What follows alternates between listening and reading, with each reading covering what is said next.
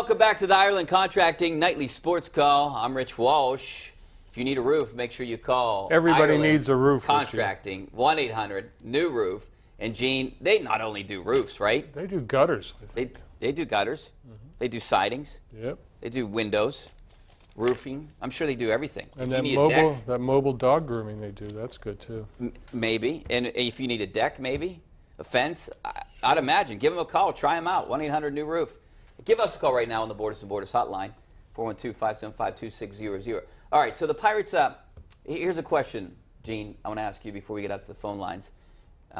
Jamison Town, 8 scoreless innings, 103 pitches right now. Do you leave him in for the 9th inning? I do. I do too. They won't. I don't think so. I mean, but, you know, after what happened yesterday, you got a guy that's, you know, grooving pitches and looking good out there. I think you have to go with them.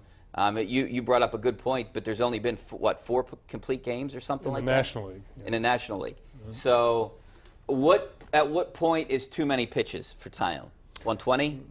You never know. I mean, it depends on what he did last time, where his bullpens. You know, there are so many metrics involved in that. I pretend to understand them, Richie. And you got to think about Crick's not available tonight. Vasquez is not available tonight. This would be a good way to get your bullpen some rest, much needed rest, I'd imagine. So I would leave him in.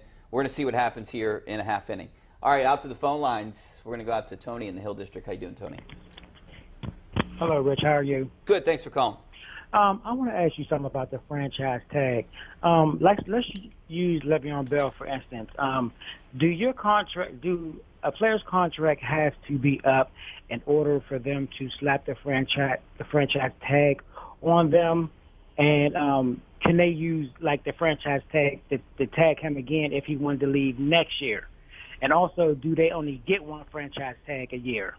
I can answer some of this, Gene, and you can probably answer all of it. I know they can franchise them next year, and they do only get one franchise tag. I would imagine you can't franchise a guy, franchise them. You have to be unrestricted free agent, correct? You only get one, I know that.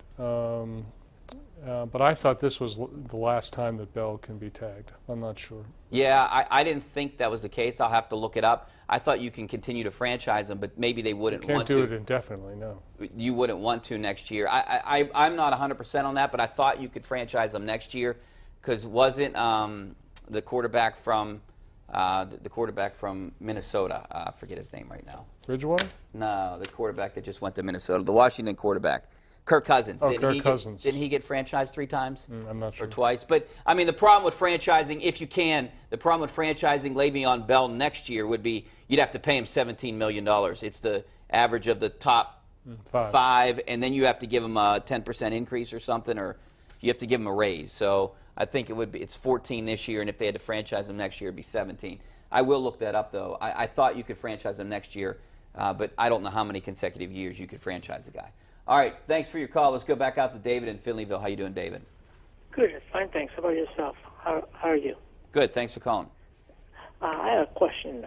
There's rumors that the Penguins might be trading Kessel. What positions do you think they need to fill in the most? I'll hang up and listen to you.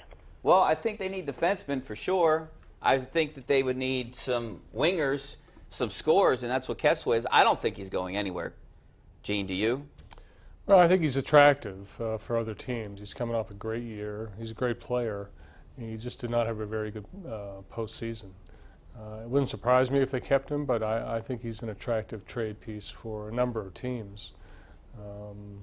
As to what he'll bring, you know, the Penguins, one of those teams that really need nothing and everything. I mean, yeah, they can use a defenseman. If they get rid of Kessel, they'll have to replace some of that production with a forward too. So it could be anything. It could even be a goalie.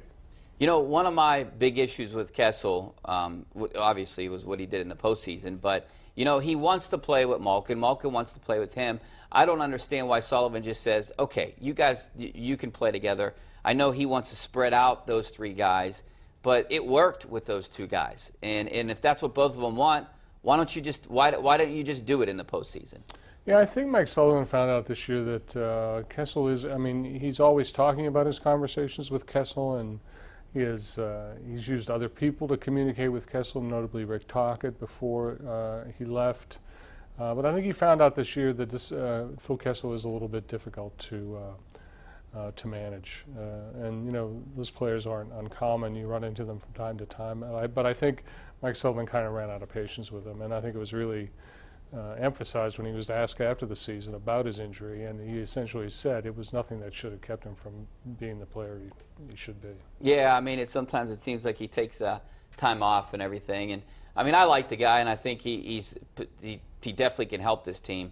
But you know, if you give up him, you got to find another guy like him that can score goals. They got guys that can score goals, but you need a sniper, and he's that guy. So if they want to save some money and try to get some other pieces, that's what you have to do. But if you're going to trade him, you got to get a defenseman back, and you got to get a younger winger or something like that. But I don't think he's going anywhere. I think he'll be back next year.